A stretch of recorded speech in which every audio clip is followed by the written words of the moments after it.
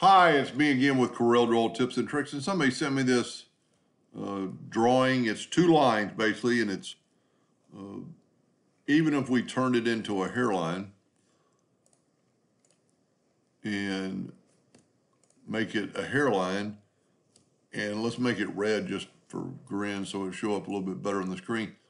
They want to make it a thicker, he calls it a contour, but it's not really a contour because it's basically just 2 lines, and there might be another way to do this, and I'm going to play around with this after this video, but he wants it 5 millimeters. Well, you can see that that one's 3, but right in here it's 4.45, so there's different lines, and that's a little bit concerning.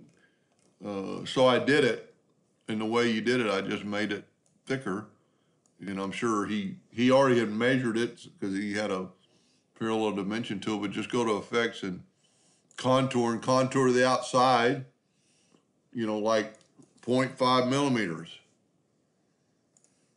Just a little bit of a contour. And you can see it did it on both sides.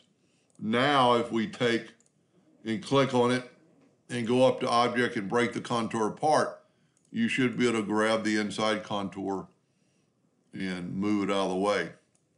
So this has a thicker contour, or thicker. He was calling it a contour. I'm just calling it a drawing, but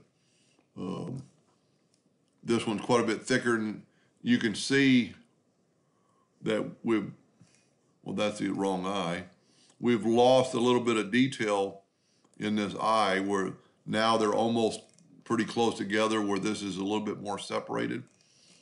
Still going to work, but if we measure it now, let's zoom in here a little bit.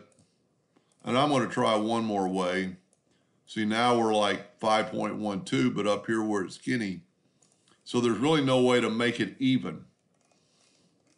But I've got one more idea, and maybe I'll see if that works also. Anyway, I hope that answered his question. Thank you for watching.